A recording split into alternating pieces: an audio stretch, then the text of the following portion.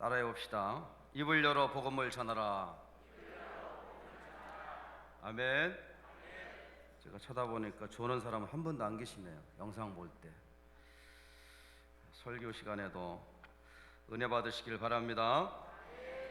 오늘 저녁은 전도 특공대 헌신 예배인데, 전도란 말은 무슨 말인지 아시죠? 예수님을 알지 못하는 사람에게 복음을 전하는 것이 전도입니다. 그러면 특공대는 뭡니까? 제가 찾아봤어요. 특공대란 특별공격대의 줄임말로 전략적 전술적 목적의 특수작전을 수행하기 위해 운영하는 부대를 특공대라고 말합니다. 아까 나오신 분들은 특공대입니다. 앞으로 특공대같이 전도하시기 바랍니다. 인류 역사는 전쟁의 역사라고 할 수가 있습니다. 그 어느 한순간도 전쟁이 멈춘 적이 없습니다. 지금 이 순간에도 지구촌 곳곳에는 지역적, 인종, 사상적, 종교적 갈등으로 끊임없이 전쟁이 일어나고 있습니다. 계속 시리아, 또 미얀마와 같은 곳, 예멘 같은 지역, 비참한 그러한 해외 기사들을 많이 보게 됩니다. 우리는 어떻습니까? 우리는 북한의 핵실험으로 인해서 그 어느 때보다도 세계인의 주목을 받고 있고, 또 전쟁의 위협 속에 불안해하고 있습니다. 오늘 본문에 보면 바울은 또 에베소서 말씀을 전개하면서 한 가지 떠오르는 생각이 바로 맹렬한 전투를 생각해나고 있습니다. 바로 그 맹렬한 전투라고 하는 것은 우리 세상적인 그러한 인간의 공격에 대항하는 싸움일 뿐만 아니라 하나님께 대항하는 영적인 군사력의 공격에 대항하는 그러한 싸움을 말합니다. 지금 우리가 처해 있는 현실이 바로 이와 똑같이 아닌가 생각이 듭니다. 이슬람과 동성애와 이단들, 안티그리스도인들, 또 이러한 무신론의 전방위적인 공격 앞에 우리는 서 있습니다. 이럴 때 시편 23편을 읽어도 좋지만 더 중요한 것은 정말로 복음의 전사가 되어져서 싸울 때는 싸워야 되지 않나 생각이 듭니다. 바울이 현재 처해 있는 상황은 로마 감옥에 있습니다. 바울이 로마 감옥에 가게 된 이유는 오늘 본문 3장에서 말한 것 같이 바로 예수 그리스도의 일로 감옥에 갔다라고 말씀하고 있습니다. 바울은 에베소를 그 어느 지역보다도 사랑했습니다. 바울의 선교 패턴을 보면 한 곳에 오래 머물러 있지 않고 며칠씩, 또 어떤 데는 20일 정도 있다가 옮겨가는 그러한 선교 전략이었습니다. 그런데도 에베소에서만 한 3년 정도 있었습니다. 이렇게 바울이 에베소에 있었을 때에 현재 바울은 지금 감옥에 있는 상황에서, 그리고 지역도 돌아가는 그런 선교적인 상황들을 보고받으면서 에베소 교회에 서신을 보내고 싶었던 것입니다. 바울은 눈에 뜨고 나면 민간인이 아닌 로마 군복을 하고 있는 로마 군인의 모습을 늘 보게 되었습니다. 밥을 줄 때도, 뭔가를 전달할 때도 로마 군인이 바울에게 말을 전달했습니다. 그러면서 바울은 생각을 했습니다. 아, 그렇구나. 바로 우리가 앞으로 살아가야 되는 복음의 사역에도 저 로마 군인이 입고 있는 복장과 같은 전투복이 필요하구나 라고 생각을 합니다. 그리고 그것을 연상하면서 오늘 말씀을 써내려갑니다. 에베소서는 6장까지 있습니다. 1장부터 3장까지는 교리적인 말씀과 또 자기의 그러한 여러 가지 교회론적인 말씀을 증거하다가 오늘 6장의 마지막 부분으로 이렇게 얘기를 합니다. 다 같이 10절 말씀을 함께 읽겠습니다. 에베소서 6장 10절 시작. 끝으로 너희가 주 안에서와 그 힘의 능력으로 강건하여지고, 그랬어요. 끝으로라고 하는 말은 마지막으로, 이런 말입니다. 바울이 에베소서에서 하고 싶은, 내 진짜 이 말 하려고 내가 지금까지 여기까지 온 거야 라고 말할 수가 있습니다. 끝으로 너희가 주 안에서와 그 힘의 능력으로 강건하지기를 바란다는 말씀입니다. 바울의 3차 전도여행을 마치고 예루살렘으로 가기 전에 에베소에 들리고 싶었었습니다. 사도행전 20장의 말씀에 보면 그러나 거기에 갈 시간도 없었거니와 바울을 해하려고 하는 세력들이 있다는 정보를 알고 밀레도의 에베소의 장로들을 불러 모읍니다. 그리고 거기에서 고별 설교를 하고 마지막 작별 인사를 합니다. 아마도 바울은 감옥에 있을 때 무릎을 꿇고 그들과 포옹을 하고 마지막 헤어졌던 장면들을 연상했었을 것입니다. 그런데 그분들이 각자 에베소 교회에 나가서 어떻게 그 악한 어둠의 세력과 대항해야 되는지를 사실은 군대 보낸 부모의 마음과 같이 늘 마음이 있었을 것입니다. 그때 바울은 얘기합니다. 끝으로 여러분들, 싸움은 주 안에서 있어야 하는 것입니다 라고 말합니다. 그리고 그의 힘의 능력으로 강건해야 합니다 라고 말씀하고 있습니다. 강한 영적인 군사가 되어야 된다는 말씀입니다. 주 안에서, 주 안에서란 말은 바울 신학의 핵심입니다. 바울 서신을 가만히 보면 이 주 안에서라는 말씀이 많이 나옵니다. 바로 주 안에서라는 말은 요한복음 15장 5절에 나와 있는 바와 같이 나는 포도나무요 너희는 가지라 그가 내 안에 내가 그 안에 거하면 사람이 열매를 많이 맺나니 나를 떠나서는 너희가 아무것도 할 수 없음이라 라는 말씀과 같습니다. 어떤 상황 가운데에도 주 안에 있어야 된다는 말씀입니다. 그리고 그 힘의 능력으로 강건해야 된다는 말씀입니다. 여기서 말하는 힘은 우리 세상이 가지고 있는 무슨 무기와 그런 것을 말하는 것이 아니고 우리 성경에서 말하고 있는 힘은 부활하신 주님의 권능을 말씀하고 있습니다.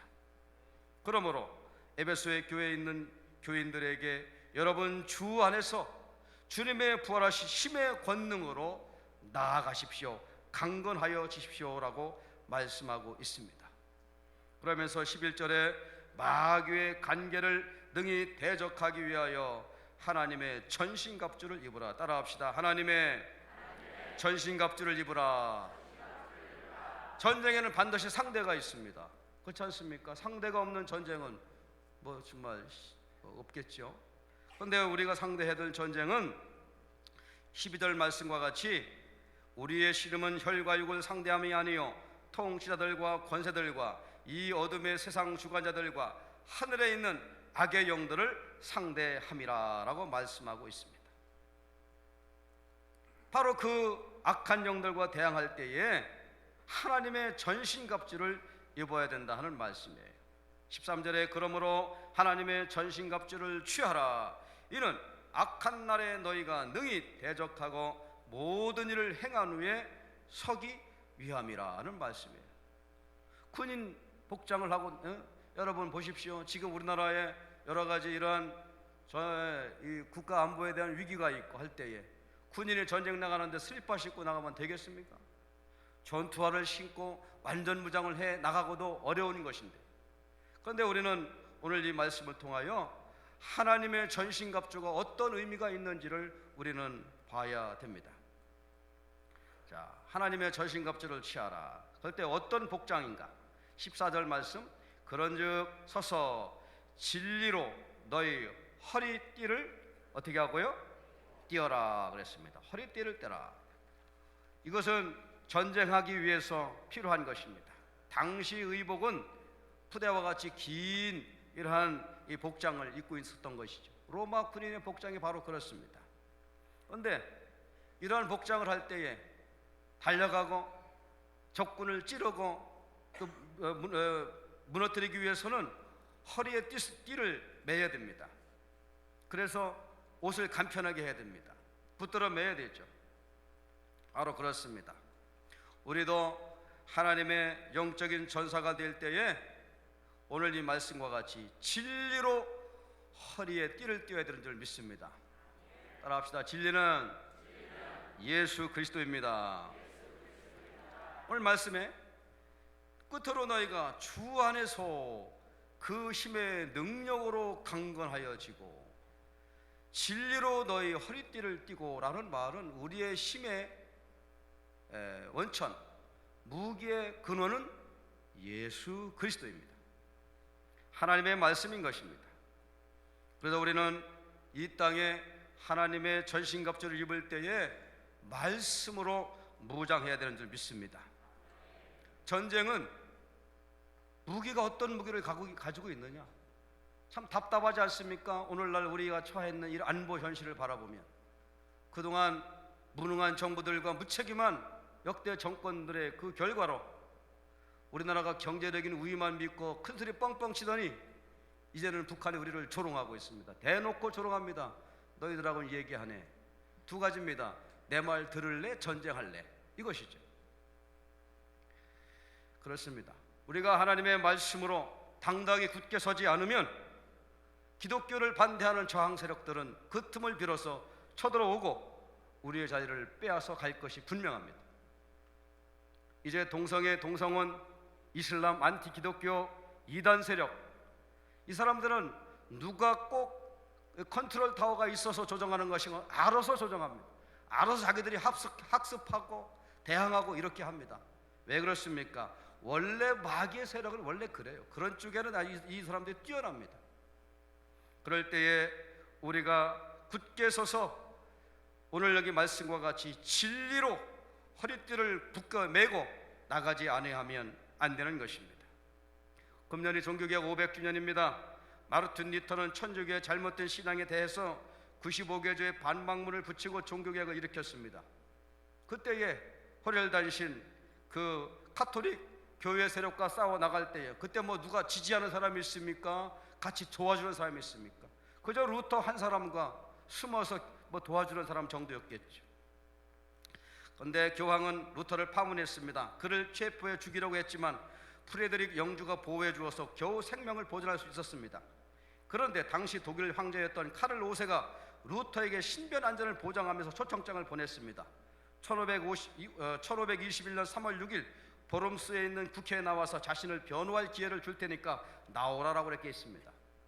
루터는 이 서신을 받고 이제 어떻게 할까 하는데 많은 사람들이 루터에게 가지 말라고 합니다. 그건 속임수다, 나가지 말아라, 이렇게 얘기를 했습니다.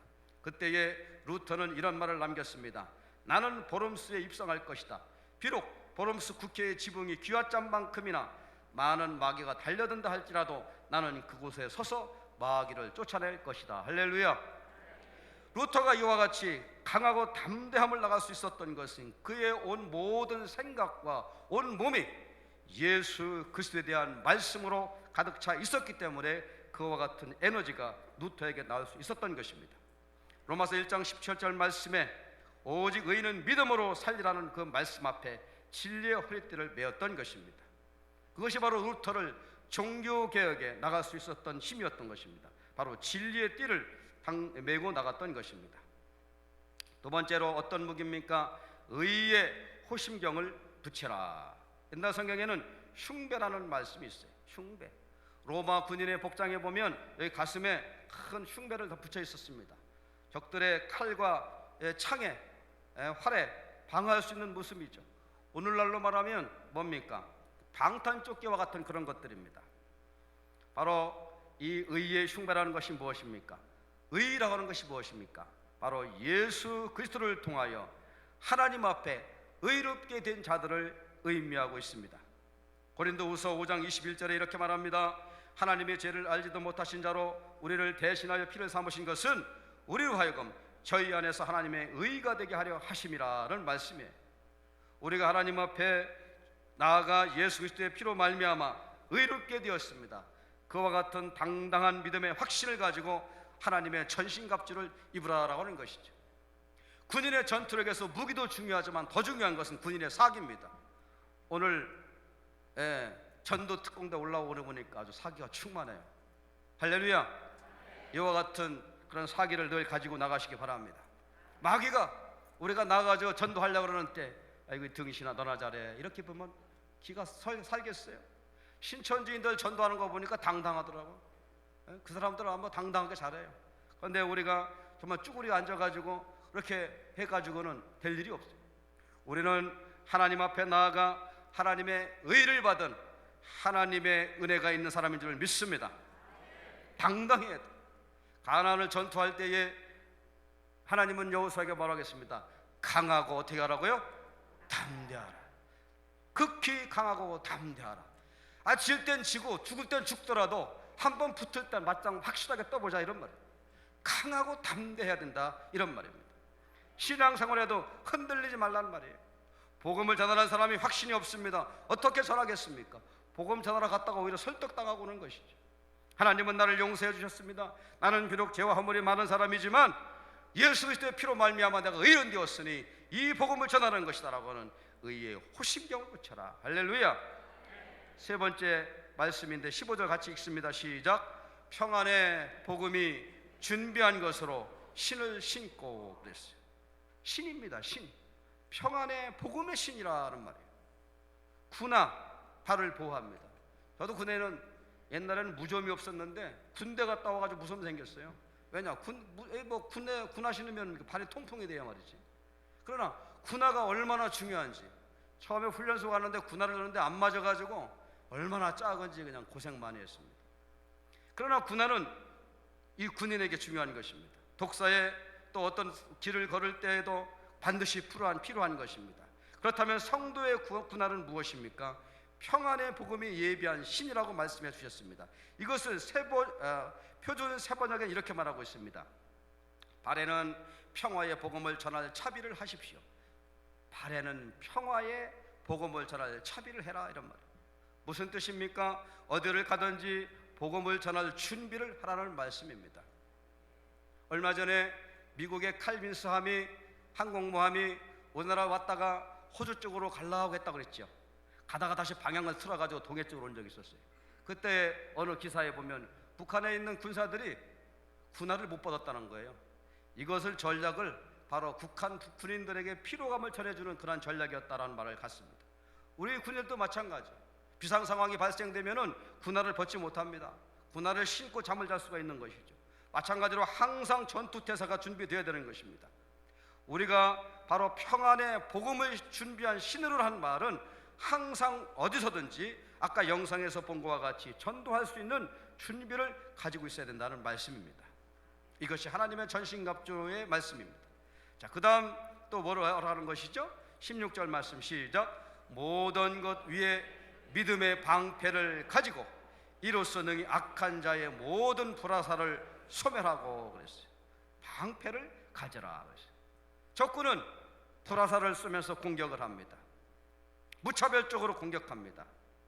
그런데 이때 그 막아낼 수 있는 것은 믿음의 방패입니다. 믿음의 방패. 자녀가 성적이 떨어졌습니다. 믿음으로 키우려고 했는데 너무 많이 떨어졌어요. 엄마가 갈등이 생깁니다. 어떻게 하지? 교회를 그동안 열심히 나가게 했는데 현실적인 문제 앞에 주춤거립니다. 시험을 얼마 안 남았습니다. 그러면서 얘기합니다. 앞으로 주일 예배만 드리고 오후에는 학원에 가.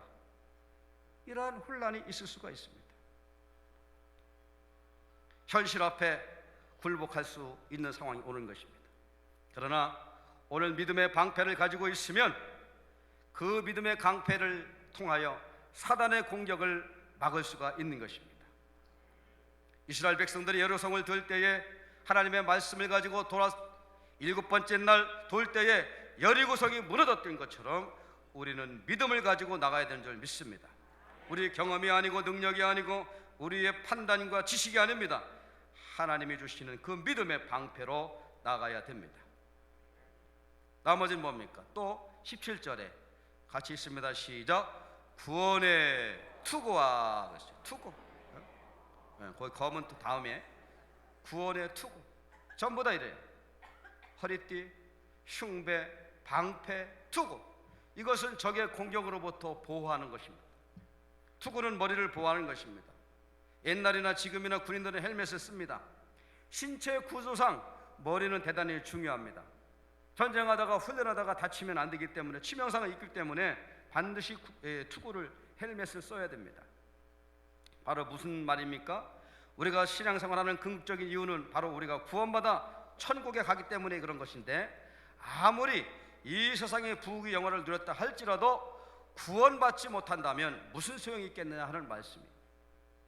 바울이 사도행전 20장의 말씀에 보면 그 여러 가지 잠도 못 자고 많은 어려움 가운데 있었지만 그가 그렇게 힘을 가지고 나갈 수 있었던 것은 바로 구원의 소망 때문에 그런 줄을 믿습니다.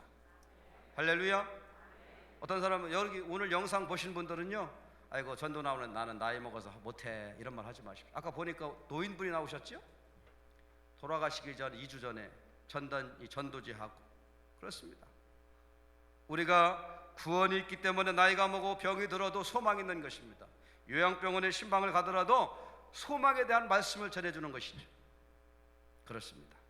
예수 그리스도를 통한 구원의 소망이 우리가 쓰고 가야 될 무기인 줄을 믿습니다. 그 다음에 뭐예요? 이제 공격적인 무기예요. 방어적인 것이 있었다면 공격적인 게 성령의 검입니다. 하나님의 말씀을 가져라라고 그랬어요. 아무리 훌륭한 방어 무기를 가지고 있었더라도 공격용 무기가 없으면 이길 수가 없습니다. 운동 경기에도 방어만 해서는 승리할 수가 없습니다. 공격 루트를 확보하고 적절한 시점에 적절한 방법으로 공격할 때 승산이 있습니다. 하나님께서는 우리가 영적 전쟁에 이길 수 있는 공격 무기를 부셨어요. 바로 성령의 검. 따라합시다. 하나님의 말씀입니다. 저는 교회 역사 중에 이 교회와 모든 것 중에 가장 중요한 것이 말씀과 성령이라고 이렇게 믿고 있습니다. 성령의 역사 없이 전도가 일어난 적이 없고 성령의 능력 없이 교회가 부흥해 준 적이 없었습니다. 교회 부흥회 때 교회사를 바라보면 미국이나 또 영국이나 우리 한국이나 모두가 다 공통적으로 성령의 역사가 일어났던 때였습니다. 바로 성령의 검이 있을 때에 사단과 싸워서 이길 수가 있습니다. 바로 성령의 말씀이 사람들의 변화된 사람들의 마음을 움직이게 됩니다. 이 사단의 그러한 전략과 전술을 무력하게 만드는 것입니다. 그렇습니다. 오늘 우리는 성령님을 의지하며 나가야 됩니다. 하나님의 말씀 가운데 서야 됩니다. 하나님의 말씀 붙들고 나가는 자만이 이 바로 악한 사단과 싸워서 이길 수가 있는 것입니다. 따라합시다. 주여 성령을 부어주옵소서. 교회가 성령으로 뜨거워져야 됩니다. 하나님의 성령의 말씀으로 능력을 받아야 되는 것입니다. 제가 이 전도하는 사람들 보면 열심히 성령 또 사모하고 나가는 사람들이에요. 아이고 그 성령 받아가지고 되냐고. 이런 부정적이고 불평적인 사람은 되는 게 없어요. 오히려 방해만 되는 것이죠. 목회도 마찬가지. 목회도 성령의 충만함을 가지고 나가는 사람들이 부흥하고 성공하는 것이죠. 뭐 그런 거냐고. 얼마 전에도 누가 얘기를 하는데 지금 온 교회가 동성애법 해가지고 얘기를 하는데 어느 목사님 그러더라고요. 꼭 그런 관점에서만 봐야 되냐고. 그래서 생각하는 관점이 달라요. 그렇습니다. 성령의 검을 가지고 하나님의 말씀을 가지고 나가야만 우리가 승리할 수 있는 줄을 믿습니다. 그 다음에 뭡니까? 18절 말씀 읽어봅시다. 시작. 모든 기도와 간구를 하되 항상 성령 안에서 기도하고. 그렇죠? 여기도 보면 모든 기도와 간구. 에베소 교회 교인들에게 얘기하는 것이에요. 그 에베소 교회가 어떤 곳입니까? 아담의 신전이 있었던 곳이고 로마 그 국에 한 아주 유명한 도시였던 것이 항구 도시였었습니다. 여러분 또 뭡니까? 원형 경기장이 에베소에 있었습니다. 대단했던 그러한 곳이 바울이 에베소에 가가지고 그 당했던 일들을 여러분 사도행전 읽어보시면 알 수가 있어요. 그런 엄청난 문화적인 우상적인 그러한 이 도전 앞에 나갈 때에 모든 기도와 간구를 하지 않으면 어떻게 이기겠는가? 라고 말씀하고 있어요. 항상 성령 안에서 기도하고 이를 위하여 깨어 구하기를 항상 힘쓰며 여러 성도를 위하여 구하십시오라고 말씀하고 있습니다. 그렇습니다.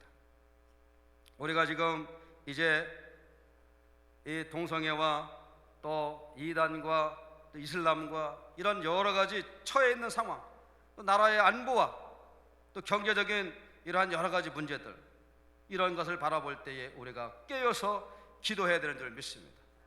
할렐루야. 그래서 바로 우리의 영적인 기강은 우리 내면이 하나님께서 원하시는 영적 원리대로 질서 있게 훈련되어 나갈 때에 기도야말로 십자가 군사의 내면의 생태를 가장 훌륭하게 만들어내는 에너지 요소다라고 말씀할 수 있습니다. 우리가 지난 월요일부터 123차 100일 새벽기도 하지 않았습니까? 1945년 또 이렇게 우리 하늘문교회가 10월 7일 날 창립이 되어지고 72년의 역사를 가보면서 여러 번 성전 건축과 이렇게 하나님의 큰 부흥을 경험했습니다. 바로 이와 같은 하나님의 기도 운동이 바로 우리 신앙인들의 내면을 무장시키고 영적인 수준을 높여주는 바로 활력소가 되는 것입니다. 그래서 우리는 오늘 말씀과 같이 모든 기도와 간구를 해라, 항상 성령 안에서 기도하라 하는 말씀입니다. 아멘. 내일 새벽에도 나와서 기도하시기 바랍니다. 우리가 나가서 서명하고 하는 것도 하지만 더 중요한 것은 하나님 앞에 나가서 기도하고 나가는 것이죠. 전투에서 가장 중요한 것은 내 내면이 바로 적과 싸워서 이기겠다는 자신감과 왜 싸워야 되는 분명한 정체성이 있어야만 도망가지 않습니다. 죽더라도 반드시 사서 맞아 죽는 것이죠. 그러한 사람이 가진 자세가 되어야 승리할 수가 있는 것입니다. 자, 그 말씀이죠. 19절 읽습니다. 시작. 또 나를 위하여 구할 것은 내게 말씀을 주사 나로 입을 열어 복음의 비밀을 담대히 알리게 하옵소서라고. 그렇습니다. 우리가 어떤 결과를 이루어 나갈 때에 희생이 있습니다.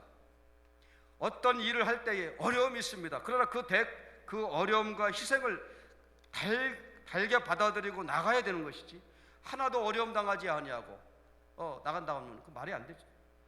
전쟁에 나가는 군인이 이번 전투에서 나는 살아 돌아오겠다라는 마음 가지고 싸우면 그 사람은 죽습니다. 안 그러겠습니까? 전쟁은 저 사람을 죽이든지 내가 죽든지 두 가지 중에 하나인데, 내가 이번 전투에 죽을지 몰라, 마지막 전투가 되겠자는 마음을 가지고 나가 싸워야 그 전투에서 이기고 돌아오게 되는 것이죠. 여기도 말씀 그렇습니다. 나를 위하여 구할 것은 내게 말씀을 주사 나로 입을 열어 복음의 비밀을 담대히 알리게 하옵소서라고 말하고 있습니다. 바울은 쇠사슬에 갇혀 있어서 지금 감옥에 있는 상황입니다. 복음을 전하다가 예수 그리스도를 인하여 감옥에 갔습니다. 그리고 쇠사슬에 매인 채로 에베소의 교인들을 향하여 말하고 있습니다. 여러분들, 나로 입을 열어 복음의 비밀을 담대히 알리게 해달라고 여러분들 기도하시고 여러분들도 그렇게 하십시오라고 말하고 있는 것입니다. 사랑하는 여러분, 이것이 쉬운 일이겠습니까? 그러나 하나님의 말씀 앞에 성령 가운데 서는 사람은 바로 이와 같은 일을 감당할 수 있는 줄을 믿습니다. 복음을 전하다가 거절을 당하고 있고, 또 복음을 전하다가 손해를 볼 수도 있고 봉변을 당할 수도 있고 그렇습니다. 그러나 말씀을 전해야 하는 것입니다.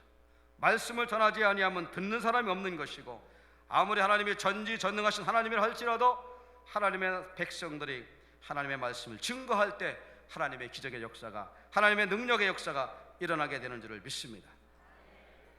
콩을 심고 팥을 심어야 거두게 되는 거 아니겠습니까? 성경의 보편적인 그러한 진리 가운데 하나는 따라합시다. 심은 대로 거둡니다. 그렇습니다. 심은 대로 거두다. 성경의 기본 정신은 능동적이고 적극적인 사람을 말합니다. 5달란트, 2달란트 받은 사람은 나가서 하나님의 그런 주인의 뜻에 나가서 열심히 일했어요. 그러나 1달란트 받은 사람은 어떻게 됐습니까? 내가 주인이 엄하고 또한 뭐한 사람, 내가 이것까지 잃어버리면 혼날 것 같으니까 땅에 묻어두었다. 악하고 게으른 종이라고 말하고 있어요. 성경은 적극적인 것을 말하고 있습니다. 긍정적인 것을 말하고 있습니다. 도전적인 것을 얘기해주고 있습니다. 그래서 이런 성경적인 그런 가치관 때문에 기독교가 들어가던 날마다 다 잘 살고 적극적이고 변화되는 것입니다. 그래요. 그래서 기독교 복음이 들어간 서구 세력이, 서양이 이 동양보다도 훨씬 잘 사는 거죠. 우리도 오늘 말씀과 같이 하나님 앞에 입을 열어 복음을 담대히 전해야 되는 줄을 믿습니다. 하나님은 바로 그러한 사람을 찾고 계시다, 이런 말씀이에요. 모든 성도는 하나님의 전사로 부름을 받았습니다. 전사들에게 요청되는 것은 승리입니다. 영적 전투에서 승리 외에는 어떤 것으로 대처할 수가 없습니다. 바로 그 승리자가 되기 위해서는 하나님의 오늘 주시는 말씀과 같이 전신갑주로 강건해야 되는 줄을 믿습니다. 20절 말씀 읽습니다. 시작. 이 일을 위하여 내가 쇠사슬에 매인 사실이 되었다 그랬어요. 이 일이 뭡니까? 바로 입을 열어서 복음을 전하는 것이죠. 다른 거 아니에요. 바울은 왕들 앞에 잡혀 있을 때나 감옥에 있을 때나 언제 어디서든지 예수 그리스도를 변증했어요. 그가 어떤 사람인지 얘기하고 있습니다. 그리고 그가 예수를 믿기 전에 예수님을 핍박했던 사람이고 유대인들의 더 열심히 했던 사람이었지만 예수님을 믿고 나서 내가 어떻게 변했다 하는 것을 얘기하고 있어요. 그러면서 그는 바로 그 예수 복음을 전하는 데에 앞장서서 이를 위하여 내가 쇠사슬에 매인 사실이 되었다, 감옥에 있는 사람이 되었다는 말이에요. 되었다는 것은 나로 이 일에 당연히 할 말을 담대히 하게 하려 하심이라는 말이에요. 바울이 바로 영적인 전사입니다. 그렇습니다. 교회는 상식주의자가 우선되어지면 안 됩니다. 교회는 합리주의자가 우선되어지면 안 됩니다. 교회는 현실주의자를 배출하는 것이 아닙니다. 따라합시다. 교회는 영적 전사를 길러내는 것입니다. 제가 좀 흥분한 것 같죠? 그렇습니다. 교회는 영적 전사들을 길러내는 것입니다. 오늘날과 같이 이런 때는 바로 이런 사람이 필요합니다. 제가 요즘에 읽고 있는 책이 갑자기 생각이 안 나는데 역사라는 책, 헤로도토스의 역사라는 책이 있습니다. 그 책을 읽다 보면은 여러분 성경에 잘 알고 있는 고레스가 나와요. 고레스 아시죠? 이스라엘 바벨론 포로를 허락했던 페르시아의 초대 왕입니다. 이 사람은 대단했던 사람이에요. 고레스는 바벨론을 그 철원과 같은 바벨론 성을 함락을 하고 파죽지세로 그 주변 나라를 다 공격해서 페르시아 국을 만들어 버립니다. 페르시아 제국은 제국들 중에서도 가장 영토가 큰 어마어마한 그러한 제국이었습니다. 그런데 고레스가 마지막 어떻게 보냈는지 그 장면이 있습니다. 고레스는 아시리아까지 정복한 후 유럽과 아시아를 잇는 카스피해라고 해요. 카스피해는 한반도 전체가 들어갈 만큼 큰 호수입니다. 그 너머에 대평원에 살고 있는 마사게타인이라고 하는 사람들이 살고 있었습니다. 그런데 고레스가 거기에 탐이 났어요. 마사게타 사람들 그 영토를 가지고 싶었어요. 고레스는 나는 대단한 사람이야, 나는 신과 같은 사람이지, 저 마사게타 저 영토를 내가 갖고 싶어. 그런데 마침 마사게타에는 여자가 왕이었습니다. 뭐 남편이 죽었는지 했던 여자가 왕이었어요. 그래서 고레스는 사람을 보냅니다. 남편 없는 미망인인 토미리스 영왕에게 보냅니다. 그래가지고 그 사람이 이렇게 얘기합니다. 토미리스 영왕에게 내가 당신을 아내로 삼고 싶은데 그 제안을 받아주시오, 이렇게 얘기했어요. 토미리스 영왕은 고레스가 자신을 좋아가지고 아내를 삼고 싶다고 하는 것은 알죠. 아니라는 걸 알죠. 뭐 때문에? 그 영토가 탐이 나서 자기에게 그런 제안한다는 걸 알아요. 그래서 거절합니다. 자신의 계략의 실패로 돌아간 것을 안 고레스는 이제 공공연히 마사게타를 공격하겠다는 의사를 드러냅니다. 그래가지고 그 아락세스라고 하는 그 강 쪽으로 군대를 진격합니다. 고레스 군대가 그 강을 건너기 위해서 배를 띄워가지고 다리를 만들려고 하는 것을 보았습니다. 마사게타 왕인 토미리스가 그것을 보았어요. 그래가지고 다시 전가를 보냅니다. 고레스에게. 고레스 왕, 그렇게 저 강 건너서 군대 진격하려고 할 거 없이 하지마. 당신이 어느 곳에서 싸우를 원하는지, 강 이쪽에서 싸우려고 그러면 우리가 그쪽으로 갈 것이고, 저쪽에서 싸우겠다 그러면 저쪽으로 갈 것이니까 싸우는 장소 당신이 정해.